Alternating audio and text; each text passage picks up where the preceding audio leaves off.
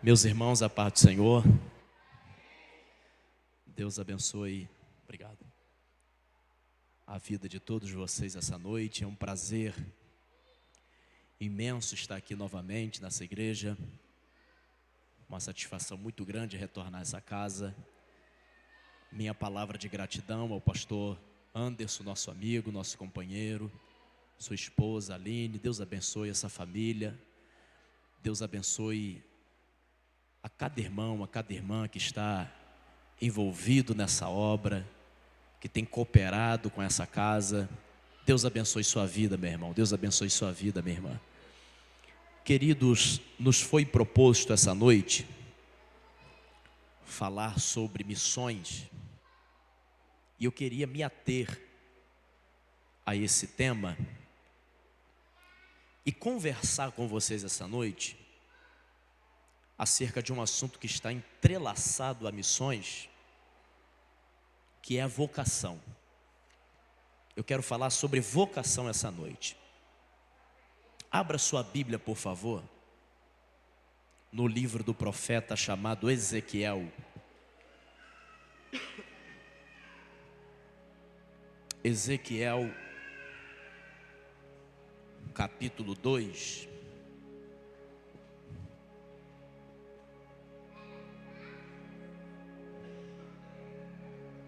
Ezequiel capítulo 2, eu gostaria de ler com vocês dois versículos, que são os versículos de número 1 e o versículo de número 2.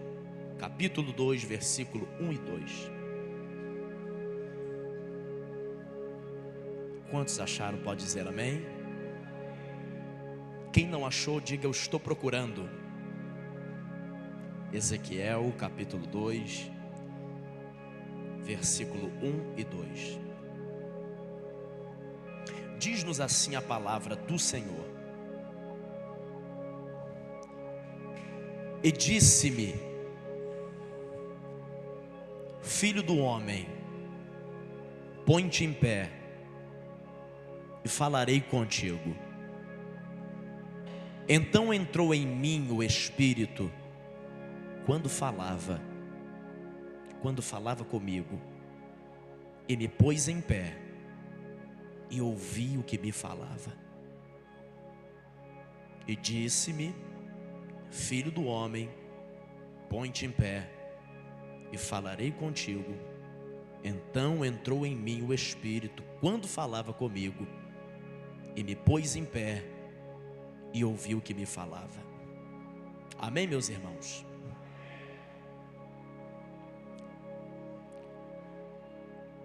Os dois versículos que nós acabamos de ler nesse momento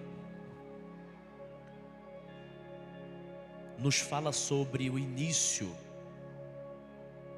do movimento profético de Ezequiel.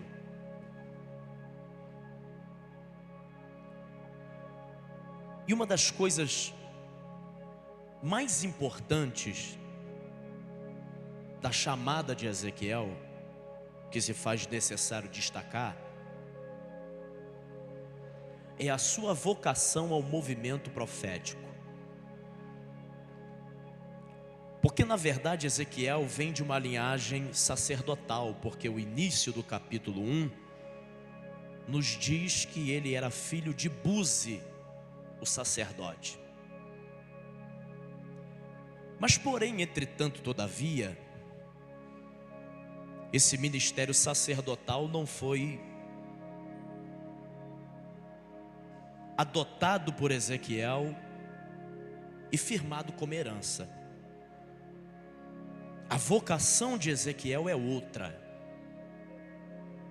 A vocação de Ezequiel é profética, é para ser profeta, é para ser mensageiro, para ser o porta-voz de Deus na terra, como boca de Deus na terra, para orientar, para exortar e para trazer ao povo um despertamento espiritual no que diz respeito à moral, à ética e, acima de tudo, à espiritualidade de Israel, que estava complicadíssima nesses tempos. Vale destacar que o cenário cujo qual Ezequiel se manifesta como profeta É um cenário completamente confuso. E muito mais do que confuso, o cenário que Ezequiel tem como pano de fundo do seu movimento profético é um cenário de destruição, é um cenário de exílio, é um cenário de cativeiro, é um cenário de guerra vencida, é um cenário de profunda destruição. Porque pare para pensar comigo, querido irmão, querida irmã, que ser profeta, dentro de uma condição completamente favorável, no que diz respeito a entregar uma mensagem num contexto tranquilo, de paz, de sossego, de tranquilidade, é muito fácil, é muito cômodo ser profeta dentro dessa condição. Agora, ser instrumento de Deus como voz profética em um cenário confuso como esse é complicadíssimo. Porque dizer assim diz o Senhor, quando tudo está em plena prosperidade, quando tudo está dentro dos seus devidos lugares, se é a tarefa mais fácil do mundo. Agora, olhar para um cenário de destruição, de calamidade, de catástrofe, de terra arrasada, e ter a ousadia de dizer assim diz o Senhor, aí, como diz um amigo meu, o buraco é mais embaixo, a coisa fica complicada. E é justamente nesse cenário profético que Ezequiel se levanta. Sua Bíblia está aberta? Abram-na comigo, por favor, em Ezequiel capítulo 1, a partir do versículo 1, e veja o que diz.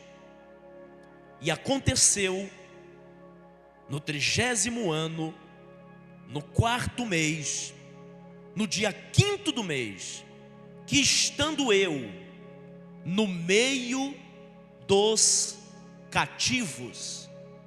Se você tiver uma caneta aí com você, grifa essa frase: estando eu no meio dos cativos, junto ao rio Quebar, se abriram os céus e eu vi visões de Deus. Percebam, irmãos, que Ezequiel está no meio dos cativos. Se você quiser ter uma compreensão do contexto cujo qual eu estou pregando para você aqui essa noite, vale destacar o Salmo 137.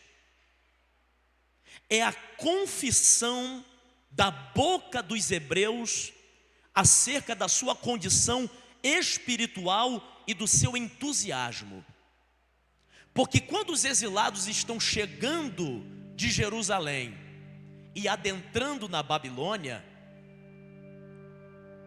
aqueles que estão na Babilônia recebem os cativos, e o Salmo 137 diz isso, que eles olham para esse povo que está chegando cativo e diz: cante-nos uma canção, mostre para nós algo da sua cultura, mostre para nós algo do cotidiano de vocês, cante-nos uma canção. E diz o Salmo 137 que eles respondem da seguinte maneira: como cantaremos um louvor a Deus em terras estranhas? Ou seja, o entusiasmo espiritual desse povo era baixíssimo. Um complexo de inferioridade tomou conta do coração do povo de Deus, porque estavam exilados, sua terra havia sido destruída, seu futuro era incerto. Ezequiel está vivendo um tempo de desencanto. Ezequiel está vivendo um tempo de esmorecimento da fé. E muito mais do que isso, Ezequiel está vivendo um momento de profundas confusões teológicas. Porque o conceito dos exilados na Babilônia era o seguinte: será que Deus está conosco na Babilônia? Porque nós deixamos a terra de onde emana a fé, a esperança, a adoração, que é Jerusalém, o centro político, econômico e espiritual da terra, e estamos em terras estranhas. Será que Deus está conosco? O grande questionamento do exílio foi esse: será que Deus acompanha o seu povo durante o exílio? Porque o conceito do povo de Deus é o seguinte: Deus se afastou de nós, estamos sendo punidos por Deus de tal maneira que os céus se fechou e Ele não há de se revelar nunca mais ao seu povo.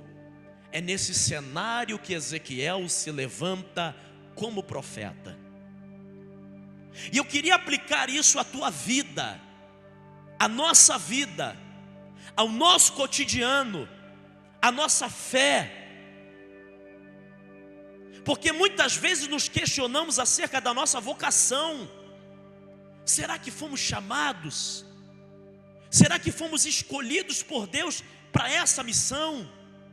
Será que Deus me chamou para esse ministério?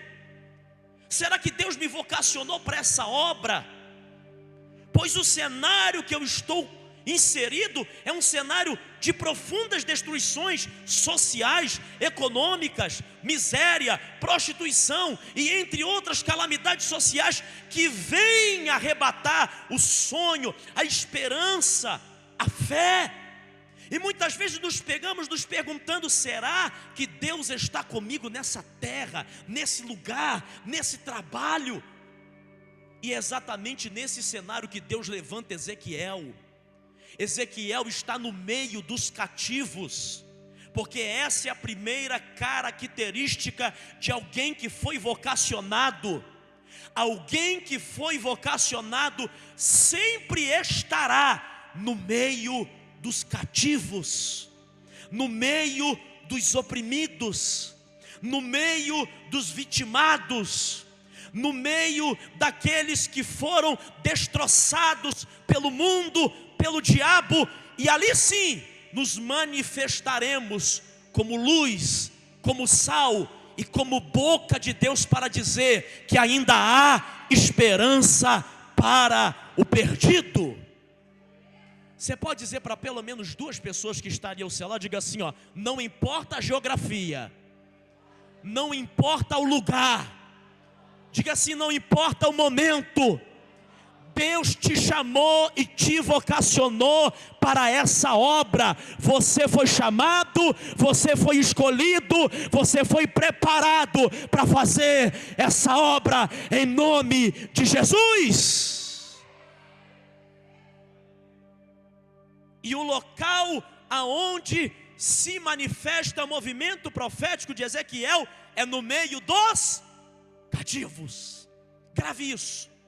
Ezequiel não estava no meio dos elitizados. Ezequiel não estava nos bem-avantajados. Ezequiel não estava no meio dos que tinham sucesso. Ezequiel estava no meio dos cativos. Porque quem foi vocacionado sente as dores da sociedade também. E esse é um conceito que emana como grito do Espírito Santo para essa geração. Não podemos jamais nos manter indiferente ou alheios aos problemas sociais que invadem a nossa comunidade, o nosso bairro, a nossa cidade e o nosso país. Se mexe com o nosso bairro, mexe com a nossa igreja. Porque o movimento que Deus há de fazer, o avivamento que está chegando para essa igreja, será tão forte, será tão poderoso, que mudará o rumo desse bairro, dessa cidade, em nome de Jesus. Mas isso começará quando nós tivermos um sentimento de empatia,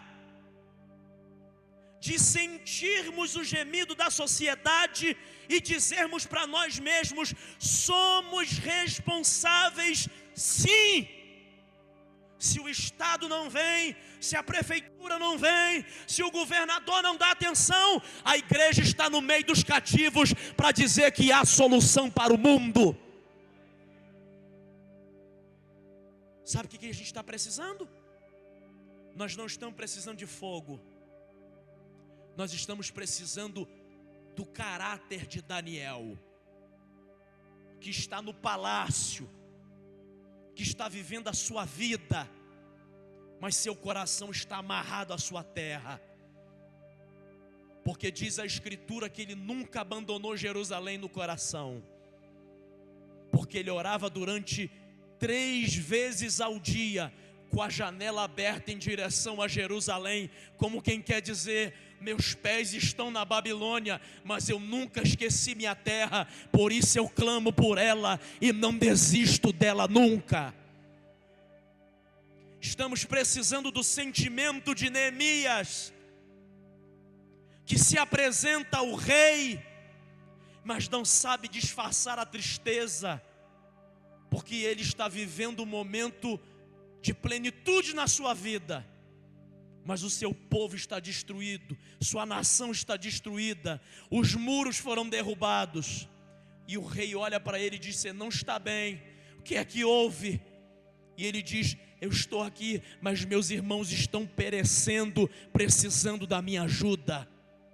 Ei moço, ei moça, ei obreiro, ei companheiro, há um gemido da sociedade, há um grito do seu lado, há um gemido que é vizinho do seu terreno, da sua localidade, no seu bairro, há alguém gritando por socorro, e nunca conseguirei acreditar num evangelho que olha para o seu umbigo e diz para o mundo: cada um viva do seu jeito e se vire com seus problemas. Não, a dor da sociedade é minha dor também, e como igreja continuarei clamando e dizendo para o diabo: minha terra, minha nação, meu país, minha cidade, meu bairro é propriedade do Senhor Jesus.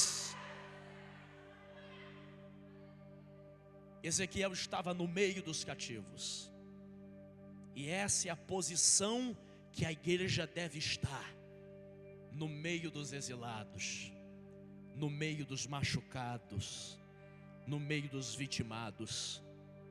Você que nos visita essa noite, gostaríamos de dizer para você que essa igreja não está aqui para apontar os teus erros e nem mostrar suas culpas.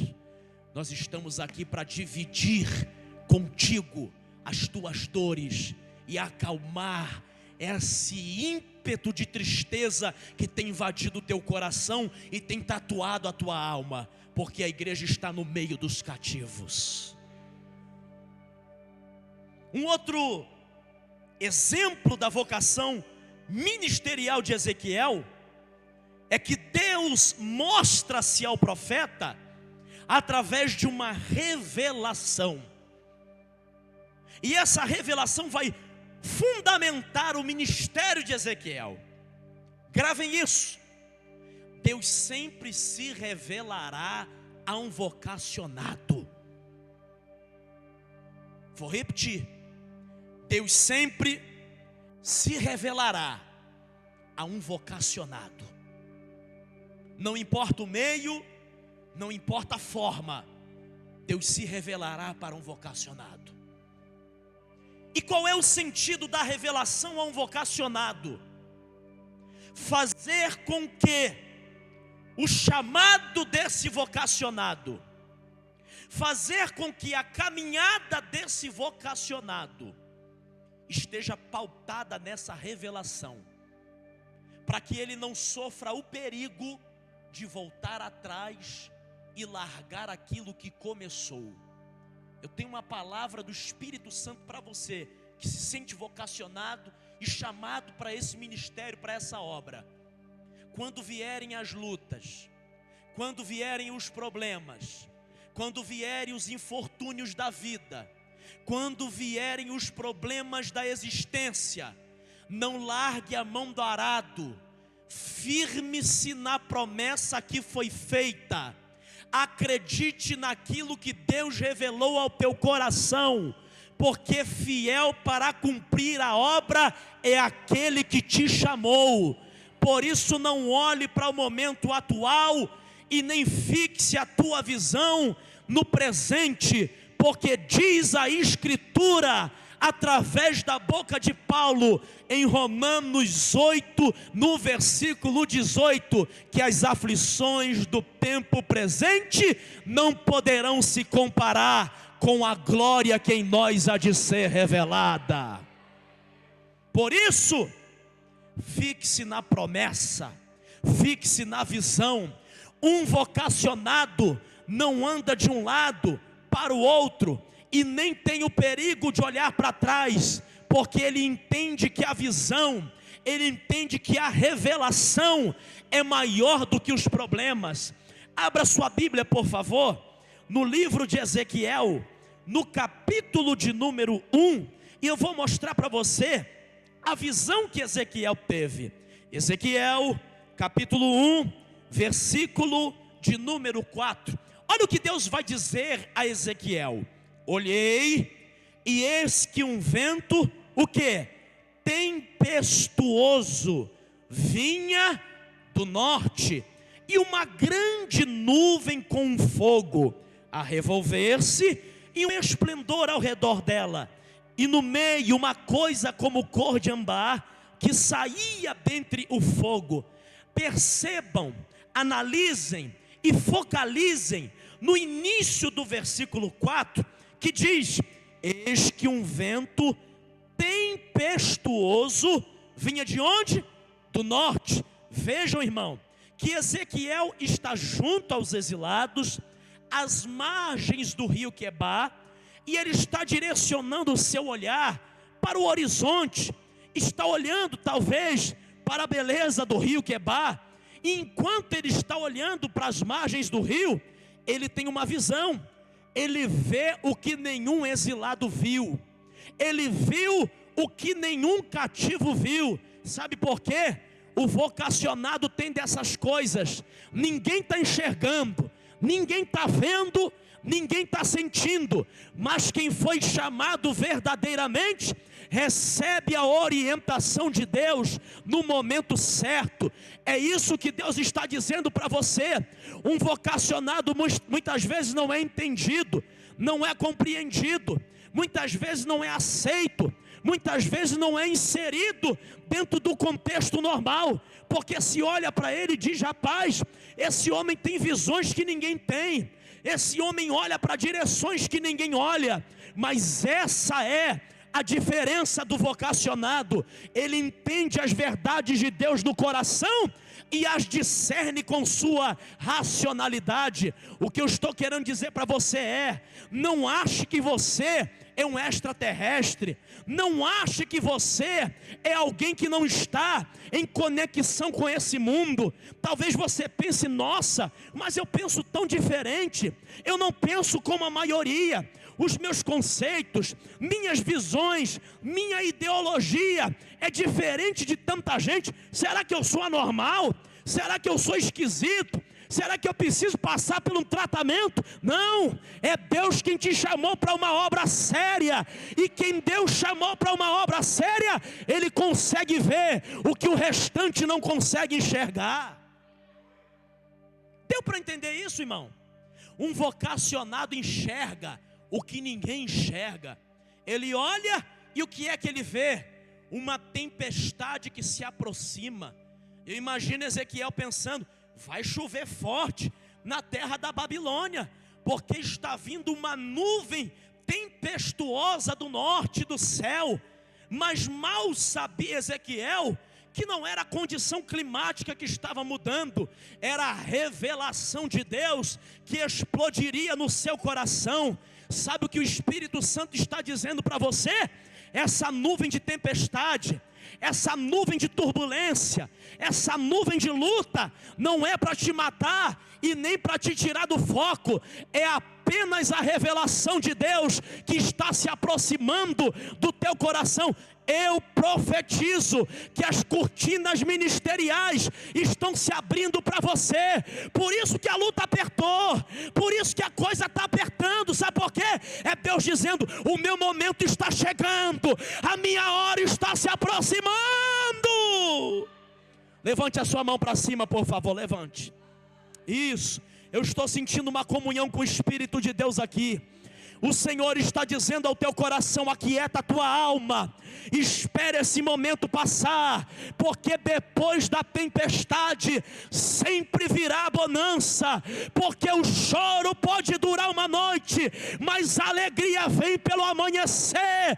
Deus está se revelando aos vocacionados essa noite, em nome do Senhor Jesus. Vai chover, Ezequiel? Não, vai chover não. É a nuvem de tempestade que está chegando, mas depois da nuvem de tempestade tem revelações profundas. Mas o interessante é que Deus não mostrou a sua glória em primeiro plano a Ezequiel. Depois é que Deus mostra a sua glória. Mas antes, o que Ezequiel vê é uma nuvem de tempestade. Esse é o princípio da vocação de quem foi chamado. Esse é o símbolo representativo da vocação ministerial. Uma grande nuvem de tempestade. Porque o ministério não é turismo e nem muito menos é hobby. Ministério não é passeio e nem viagem de férias. Ministério não é para qualquer um. Chamado não se acha para vender na feira de Caxias. O movimento profético não é dado na esquina. O movimento profético vem acompanhado de uma nuvem de tempestade. Choros, dores, lutas, ingratidões, traições, falsidade, calúnia. Pregador, só tem coisa ruim? Tem não, a gente passa por isso tudo, mas tem o Deus de Ezequiel que segura na nossa mão e nos ajuda a concluir a jornada. Ezequiel vê a nuvem de tempestade, porque esse é o movimento simbólico da chamada profética, porque Jesus nunca enganou ninguém. Jesus sempre disse que o ministério seria árduo. Jesus sempre disse que o ministério seria complicado, mas essa missão não pode ser abandonada, essa missão não pode ser negligenciada, essa missão não pode manter-se fora das nossas vistas. Essa missão precisa ser abraçada, concluída. Essa missão precisa ser de fato consumada, porque Deus nos chamou para pregar o Evangelho. Então Deus se revela a Ezequiel através de uma grande nuvem de tempestade. E depois dessa nuvem de tempestade, Deus começa a mostrar a Ezequiel o que ele tem a respeito da sua vida e a respeito da sua obra profética. Se não vejamos o capítulo 1, a partir do mesmo versículo 4, vejam só, o versículo 5, na verdade, o que Deus vai revelar a Ezequiel. E do meio dela, ou seja, da grande nuvem, saía a semelhança de 4 animais. E esta era a sua aparência. Qual aparência tinham? Tinham semelhança de um homem. E cada um tinha 4 rostos, como também cada um deles 4 asas. E os seus pés eram pés direitos, e as plantas dos seus pés como a planta do pé de uma bezerra, e luziam como a cor de cobre polido. Atentem-se, queridos irmãos, para o versículo que diz, o versículo 7, que diz que os seus pés eram pés direitos. Olhem aqui para mim agora, percebam, Ezequiel vê, primeiro plano, uma grande nuvem de tempestade que se aproxima. Depois ele consegue enxergar um fogo celestial que se manifesta a mostrar a glória de Deus a Ezequiel. E depois desse grande fogo, dessa grande manifestação, Ezequiel vê uma visão teofânica de Deus. O Senhor mostra-se a Ezequiel na figura de querubins, de anjos da qualidade de querubins, que se apresentam a Ezequiel de uma forma completamente inusitada, porque diz a Escritura que eles tinham 4 rostos, 4 tipos de faces, eles mostravam a Ezequiel.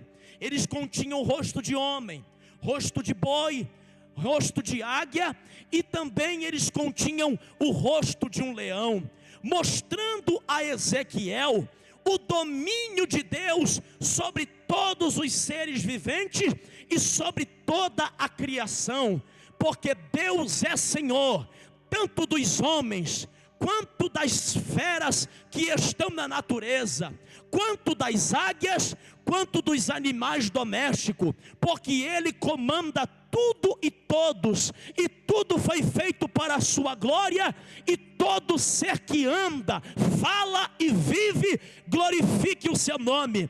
Essa é a primeira lição que Deus mostra a Ezequiel. Ezequiel, o meu domínio se estende a seres racionais e a seres irracionais também. Mas percebam que a visão não para por aí. Diz a Escritura que além de mostrar-se com essas faces inusitadas, Ezequiel também consegue enxergar que os querubins continham algo que chamava a sua atenção. O que era, pregador? A Bíblia Sagrada nos informa que os pés dos querubins eram pés direitos. Você pode dizer isso para a pessoa que está ao seu lado? Diga assim: meu irmão. Não, irmão, pode dizer, diga assim: meu irmão. Os pés dos querubins, diga assim, não era torto. Diga assim, não tinha desvio. Diga assim, os pés dos querubins eram retos. Os pés dos querubins, as suas pernas eram retas. E como uma marcha constante, Deus mostra para Ezequiel os querubins andando como se fosse uma condição quase que militarizada, em uma marcha contínua que não tinha desvio, porque suas pernas, sua caminhada, seu direcionamento eram retos. Deus está falando uma verdade profunda para a vocação de Ezequiel. Deus está dizendo: Ezequiel, assim como é reto, assim como é centralizada a marcha dos querubins, assim é o que eu quero exigir de ti na minha presença. Que teus passos sejam retos diante de mim, que a tua caminhada seja reta na minha presença, diz o Senhor. Porque Ezequiel, antes da tua mensagem chegar, chegará o teu nome primeiro. Antes da tua mensagem efetuar o propósito pelo qual ela foi enviada, primeiro a tua vida chegará como testemunho de avaliação. Sabe o que o Espírito Santo está dizendo para nós aqui essa noite? Vocacionados e vocacionadas, tua vida precisa pregar mais do que a tua boca. Mãe, eu vou repetir porque só o pastor Anderson me ajudou dando glória. Tua vida precisa pregar mais do que a tua boca. Você é a Bíblia que o mundo lê. O ímpio não se assenta em sua casa com a Escritura Sagrada para ler as verdades eternas do Evangelho. Sabe qual é a Bíblia que o ímpio lê? O teu comportamento, tua conduta, a tua forma de atuar nos mínimos detalhes, teus negócios, tuas questões, tua vida cotidiana é vigiada 24 horas por dia. Se tua vida não prega o evangelho, não cometa a gafe de tentar pregar com a tua boca. Estarás dando murro no escuro, estarás dando soco em ponta de faca, porque quando um crente está vivendo conforme os mandamentos e preceitos da palavra de Deus, sua boca apenas afirma a condição existencial daquilo que vive, e muito mais do que isso, ecoa o ditado que em nós acabou sendo ditado popular: ali vai um homem de Deus, ali vai uma mulher de Deus, ali vai um moço devotado a Deus, ali vai uma moça devotada ao Senhor. Se o teu namoro não glorifica a Jesus, jovem, se o teu noivado não glorifica a Jesus, moço, se o teu casamento não glorifica a Jesus, companheiro, não abra a tua boca para evangelizar, porque a tua vida precisa pregar mais do que a tua boca. Isso não é um conceito doutrinário. Não vim aqui para doutrinar ninguém. Isso não é um conceito moralista. Não vim aqui para moralizar ninguém. Você já tem pastor e com certeza ele cumpre cabalmente essa função. Mas eu vim aqui dizer que a sua vocação depende do teu nível de santidade. Que santidade continua sendo princípio de vida cristã. Santidade é o princípio do Salmo 1. Quando o salmista vai dizer que bem-aventurado é o varão que não anda segundo o conselho dos ímpios, nem se detém a caminho de pecadores, não se assenta à roda dos escarnecedores, antes tem o seu prazer na lei do Senhor, e nela medita de dia e de noite. E ele será comparado como uma árvore plantada junto a ribeiros de água, que dá o seu fruto na estação própria, e tudo quanto ele fizer prosperará. Santidade é o princípio de Atos dos Apóstolos, capítulo 11, versículo 24, quando Lucas vai dizer: e era Barnabé, homem de bem, de fé, cheio do Espírito Santo, e muita gente se uniu ao Senhor. Pastor Anderson, Barnabé não precisava abrir a boca para pregar. Eles olhavam para a vida de Barnabé e diziam: eu quero seguir o mesmo Jesus que Barnabé segue. Santidade é o princípio de Daniel capítulo 1, versículo 8. E Daniel assentou um desejo no seu coração de não se contaminar com a porção do manjar do rei, nem com o vinho que ele bebia. Santidade é o princípio de Salmos 24, versículo 3 e 4. Quem subirá ao monte do Senhor? Ou quem estará diante da sua presença? Aquele que é limpo de mãos, que é puro de coração, que não jura enganosamente, nem entrega a sua alma à vaidade. Santidade é o princípio do Salmo 37, versículo 23 e versículo 24. Os passos de um homem bom é confirmados pelo Senhor, e o Senhor se deleita no seu caminho. Ainda que um dia ele venha cair, não ficará prostrado, porque o Senhor o sustentará. Santidade é o princípio de Lucas 9, 23, quando Jesus olha para os seus discípulos e diz: se alguém quiser vir após mim, primeiro mergulha dentro de si, negue a si mesmo, tome a sua cruz, aí sim, siga-me. Sabe o que eu vim dizer aqui para você essa noite? Não vim dizer que o telefone vai tocar, que a roda gigante vai girar, que a tua bênção vai chegar hoje, porque eu já passei dessa fase, já estou muito madurinho. Eu vim dizer para você essa noite que o teu nível de santidade precisa se elevar, porque a tua vocação depende disso. Eu vim dizer que o teu nível de comunhão precisa se estreitar com Deus, porque a tua vocação depende disso. Porque enquanto você não se aprumar, enquanto você não se decidir, enquanto você não se firmar, continuarás sendo apenas uma lenda, um mito. Fulano tem chamado, fulano tem uma voz bela, fulano tem eloquência, mas continuarás sendo lembrado no passado. Deus não é Deus de esquecimento, Deus é Deus de lembrança. Por isso levante-se nessa noite e seja levantado pelo Espírito de Deus. Mas isso depende do teu comprometimento.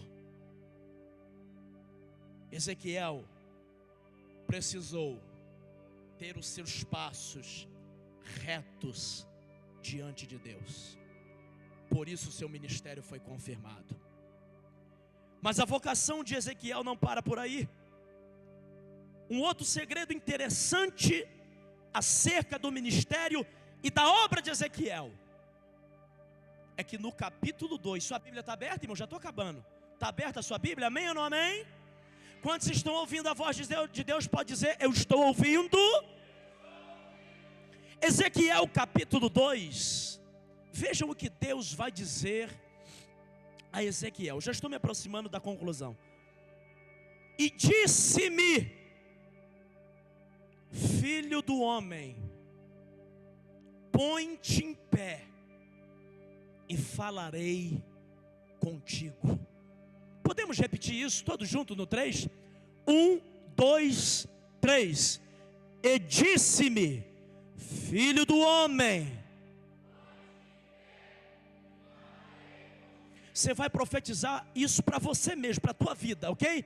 No 3 você vai dizer isso: filho do homem, põe-te em pé e falarei contigo. 1, 2, 3. E disse-me: filho do homem. É o que o Senhor está dizendo para você essa noite. Põe-te em pé e falarei contigo. Põe-te em pé, mostra-te, revela-te, saia dessa caverna de esconderijo, aproxima-te de mim em uma posição de servidão, de obediência, de prontidão, diz o Senhor. Saia desse marasmo, saia desse muro de indecisão, saia dessa dubiedade de comportamento, tire essa máscara teatral. Diz o Senhor essa noite: o que eu tenho contigo é grande, mas enquanto não tomares a decisão de te colocares de pé, eu não te usarei, eu não te levantarei. Mas se te colocares na posição que eu quero, o mundo ficará pequeno para aquilo que eu tenho preparado para a tua vida, para a tua família, para a tua igreja, diz o Senhor essa noite. O trabalho de vocacionar é do Senhor, de chamar é do Senhor, de preparar é do Senhor, mas o trabalho de ficar de pé é de Ezequiel.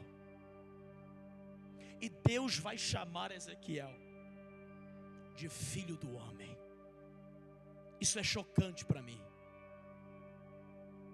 porque todo vocacionado, antes de ser vocacionado, é filho do homem. A expressão filho do homem, que é direcionada a Ezequiel, é completamente diferente da expressão filho do homem, que é direcionada a Jesus nos evangelhos. A expressão filho do homem, quando direciona-se a Jesus, é um título messiânico. Mas a expressão filho do homem dirigida a Ezequiel é uma expressão que significa limitação, dependência e fragilidade humana. Deus está dizendo a Ezequiel: Ezequiel, eu te conheço, eu sei quem você é, e antes de qualquer coisa, Ezequiel, para mim, você é filho do homem, você é limitado, você é frágil, você depende de mim nos mínimos detalhes da tua vida, porque esse é o conceito do vocacionado, deliberadamente dependente do Senhor que lhe chamou. Seu talento pode ser extraordinário, sua chamada pode ser apoteótica, mas não esqueça-te que você continua sendo filho do homem. Você é completamente dotado de defeitos, de limitações, de fragilidades e de fraquezas. E é isso que revela na essência o ministério de um vocacionado. Não é eu que faço, não é eu que efetuo, não sou eu que estou obrando, não sou eu que estou fazendo. Tem alguém maior do que eu que está fazendo isso tudo. Eu sou apenas um instrumento, eu sou apenas um chamado, eu sou apenas alguém que foi escolhido para efetuar uma grande obra. Eu sou uma areia um grão de areia nessa imensidão. Eu sou apenas uma gotinha nesse oceano, porque a glória é dele, o poder é dele, majestade é dele, e tudo seja feito para a glorificação do nome dele, porque eu sou apenas um filho do homem. E sabe qual é a grande dificuldade de um vocacionado, de um chamado? É reconhecer as suas limitações. É por isso a explicação dos ministérios em decadência. Por isso é a explicação dos chamados que estão em profundo desânimo. Por isso a explicação de pastores que não têm mais o mesmo entusiasmo. Por isso a explicação de missionários que não acreditam mais em nada.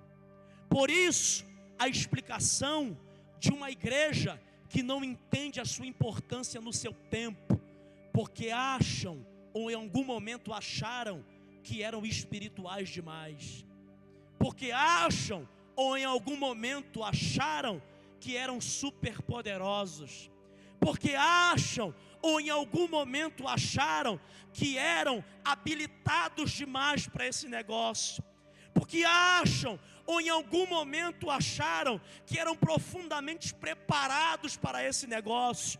E o Senhor está dizendo a Ezequiel: o ministério de um vocacionado se perpetuará, se evidenciará através do reconhecimento da sua limitação. Porque você, Ezequiel, foi chamado, foi consagrado, foi ungido, mas você não passa de um filho do homem.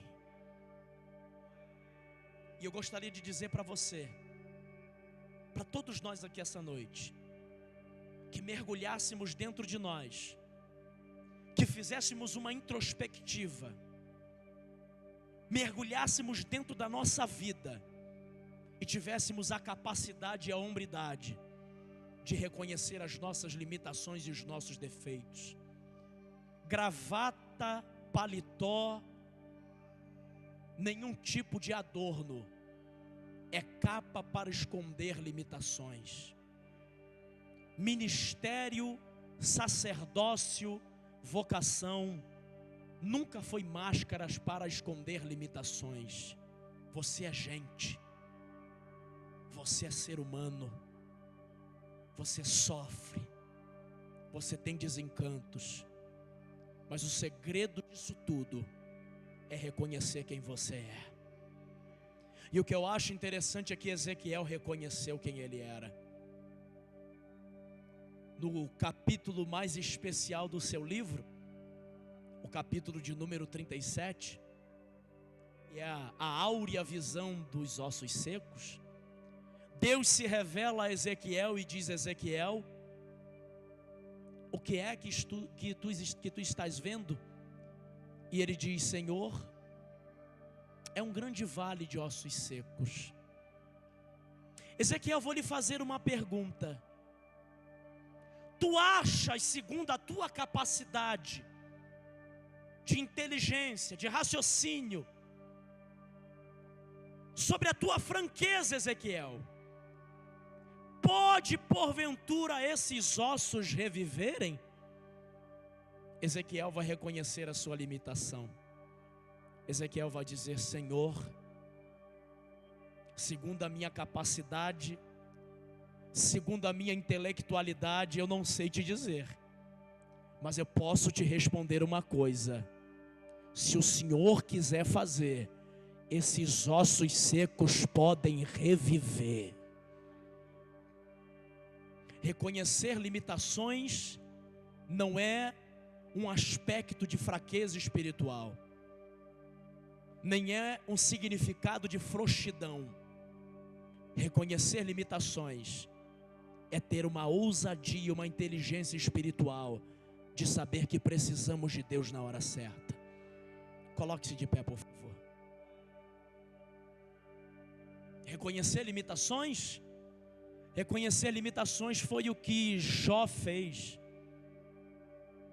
quando perdeu tudo que tinha, quando, sem saber de onde veio tanta coisa ruim, ele tem a capacidade de dizer: no eu vim, no eu vou voltar.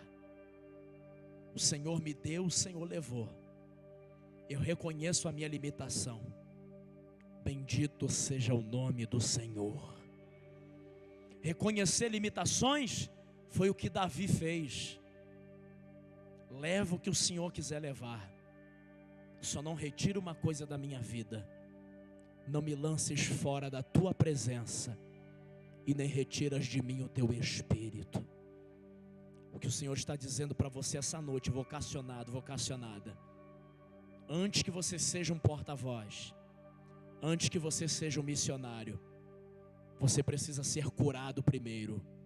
Porque doente não cura outro doente, ferido não cura outro ferido. Apenas os sarados são capacitados para fazer essa obra. Por isso o Espírito Santo está dizendo: eu vim curar tuas feridas essa noite. Primeiro eu trato de ti, depois você trata de quem precisa. Primeiro eu curo as tuas dores, eu saro os teus traumas, depois você sarará os traumas e a dor de quem precisa ser curado. Podemos cantar, pastor Anderson? Pegue na mão da pessoa que está ao seu lado. Vamos terminar esse momento cantando. Isso. Eu não vou cantar não, irmão, senão eu vou acabar com o culto, né? Cadê a galera do Ministério do Louvor, a galera da música? Senão vai dar ruim aqui, irmão. Isso. Esse momento eu gostaria de te convidar a você adorar a Deus da forma que você acha que Ele deve ser adorado. Nós não vamos trabalhar aqui com nenhum tipo de manipulação, irmão. Nós não vamos trabalhar aqui com nenhum tipo de emocionalismo. Irmão, adora a Deus, porque Ele merece ser adorado. Não, irmão. Se você acha que a condição que você está tudo bem, não tem problema nenhum. Agora, se você acha que você precisa, através da adoração, ser tocado, ser visitado, ser avivado, ser renovado, então eu te convido essa noite a se derramar no altar de Deus. Porque é no altar de Deus que as coisas são resolvidas. É no altar de Deus que as dores são saradas. É no altar altar de Deus que os problemas são solucionados. É no altar de Deus que a resposta vem. É no altar de Deus que o fogo desce. É no altar de Deus que o avivamento chega. É no altar de Deus que a resposta chega. É no altar de Deus que o bálsamo continua caindo. É no altar de Deus que tem renovo. É no altar de Deus que ainda continua germinando o sol e a luz da justiça. É no altar de Deus que Ele se revela. É no altar de Deus que Ele se manifesta. É no altar de Deus que Ele batiza. É no altar de Deus que Ele levanta. É no altar de Deus que Ele visita. É no altar de Deus que Ele consome. É no altar de Deus que Ele se movimenta. É no altar de Deus. Por isso nós vamos louvar ao Senhor nesse momento. E você vai adorar a Jesus aí. Você vai glorificar o Senhor aí onde você está. Vamos cantar ao Senhor.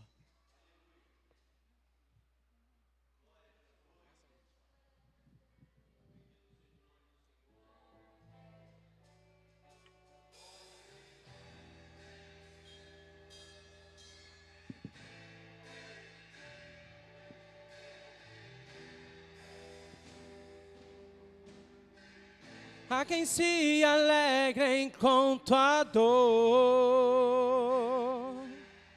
Oh, glória a Deus. E os que celebram o teu mal. Mas quem clamará? Quem clamará? Por ti. E quem chorará por ti. É você mesmo, é você quem clamará. Tua formosura se escondeu. É você que foi chamado lá naquele bairro.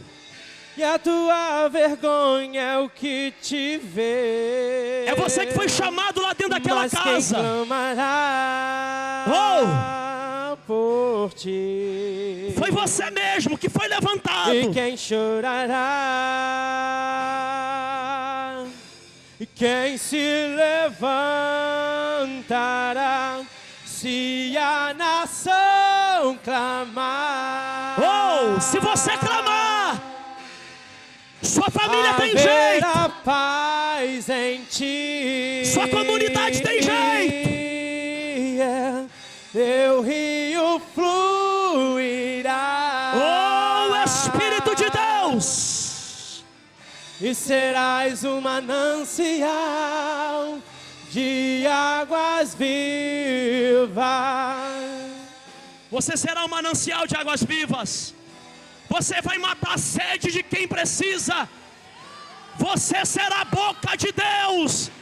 Porque o Deus de Ezequiel se revela essa noite. Há quem se alegram com tua dor.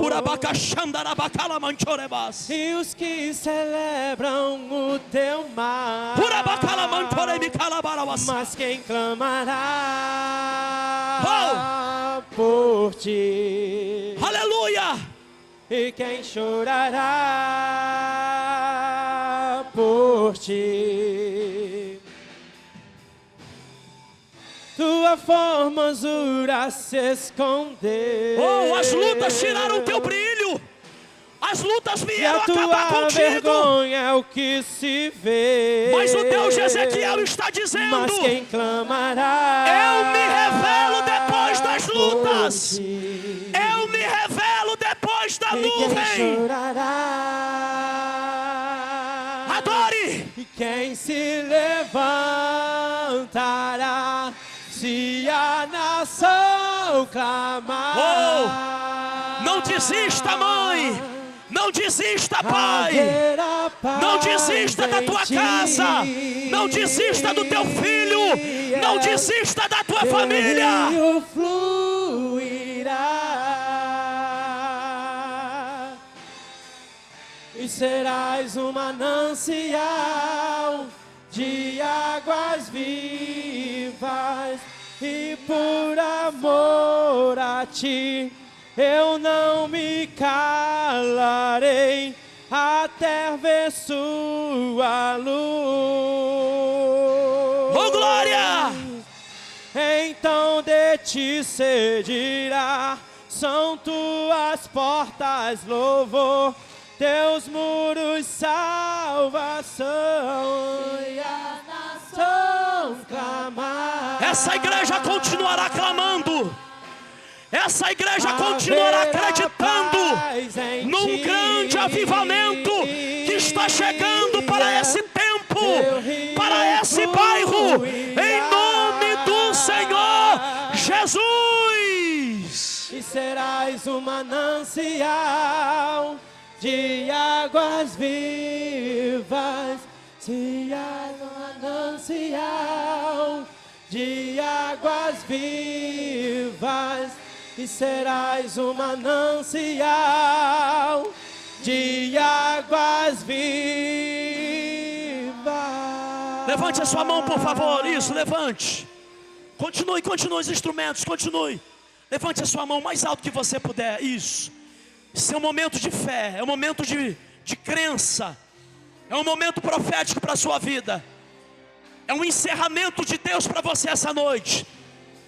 Eu ministro sobre a tua vida, sobre as tuas mãos, que aonde tu colocares as tuas mãos, será bendito, será frutífero, será próspero.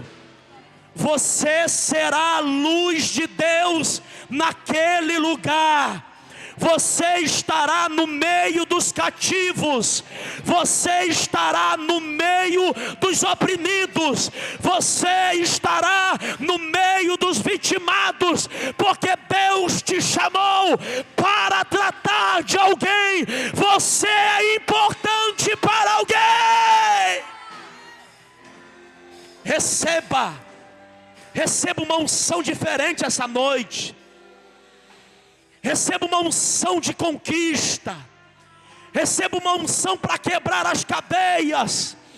Receba uma unção para quebrar os cadeados. Receba uma unção para quebrar toda a opressão que foi levantada. Quando tu pisares naquele terreno, o diabo terá que sair, os demônios terão que voltar e partir em retirada, porque você se levanta com autoridade essa noite. Uma autoridade diferente. Uma autoridade diferente. É isso que Deus está dizendo para você essa noite. Eu te levanto com uma autoridade diferente. Eu te levanto com uma ousadia diferente. Eu te levanto com uma intrepidez diferente. Eu te levanto com um movimento diferente. Eu te levanto com uma força diferente. Eu te levanto e te levo junto a um vale de ossos secos e te faço a mesma pergunta: pode viver? E tu dirás: não sei, por mim não vive, mas se o Senhor quiser, se levantará um grande exército para a tua glória. Saia daqui com essa palavra essa noite. Saia daqui com a tua esperança renovada, porque você foi vocacionado para essa obra. Se você puder e quiser, dê um abraço na pessoa que está ao seu lado e diga assim: o Deus de Ezequiel te vocacionou para uma grande obra. Muito obrigado pela oportunidade.